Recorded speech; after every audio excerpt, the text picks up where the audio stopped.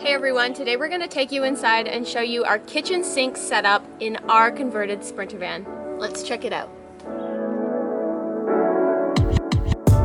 So, welcome to our kitchen sink setup. We've got a large stainless steel sink. This actually used to be a bowl from a spa that David picked up for me. People would soak their feet in it. This was a new one, we think. It's massive. It gives us enough room to store dishes in there when we don't want to wash them and they're not in the way.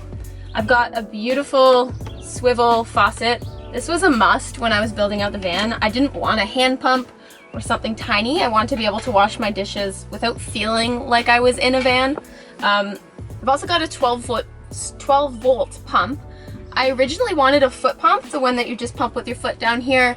But after thinking about it, I realized that if I had a 12 volt pump, I could just flick a switch on and I have water right at my fingertips, which is a lot more simple than figuring out a pump and all of that stuff. Down below the sink, I've got a 5-gallon gray water jug that I just bungee in and dump when I need it to. And that's pretty much the guts of the system. In the back, we've got a 20-gallon big freshwater tank, and that runs all the way through the van up to this. One more thing I do want to say though is we don't have hot water, which isn't an issue when we need hot water. We just boil the kettle, bring it over to the sink, and problem solved. So it's a pretty simple sink setup. Not a lot of money was put into it, but it works great for us and we don't feel like we're in the van. We also got a pretty nice view out the window, which helps. One more thing. We've only done this once before, but we're going to be doing it more in the summer when it's really hot. If I'd worked out or something, David had stuck this out of the window and we turn it on to shower mode and press go, and you can shower outside with nice cold refreshing water. So we come to the back of the van in the garage area, and on the corner we've got 20 gallons of fresh water, which is I think 78 liters of fresh water. So enough. This usually lasts us about a week, maybe a little bit less, but when we need to fill up, we take the hose, which is hanging on the side of the door, and attach it to a water source, and it's really simple. Most people think it's really hard to find water. Right now we're at our family's house, so it's pretty easy, but even on the road, fire stations, you can go on tons of apps and find water, so don't worry about that part. What we do then is we just pull this little hose out and stick our hose in. It's pretty simple. This is the drain pipe. This is the breathing line, so if we go up a hill, we don't want our water spilling out. This lets it breathe, and that's it. It's a really simple setup for us. So let's check out under the sink to see the guts of the whole system.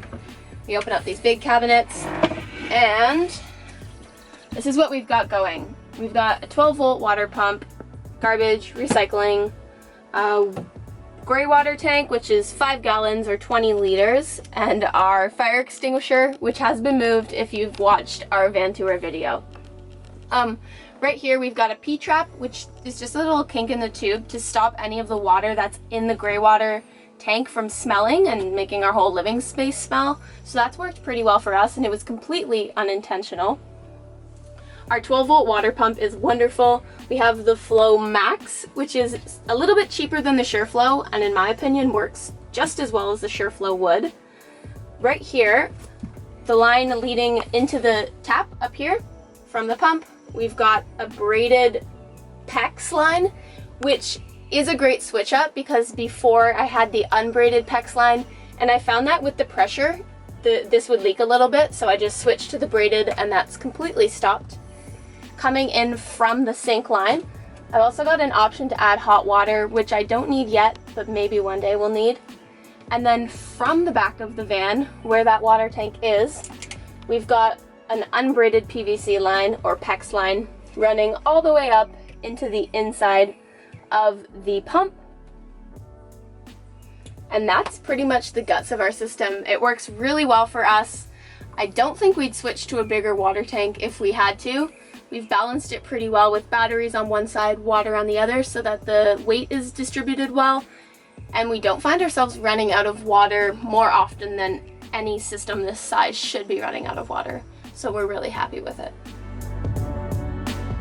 Thanks so much for coming this week and watching our video. We know this was a quick one, but we wanted to give you guys a little bit better of an understanding of how to set up a plumbing system.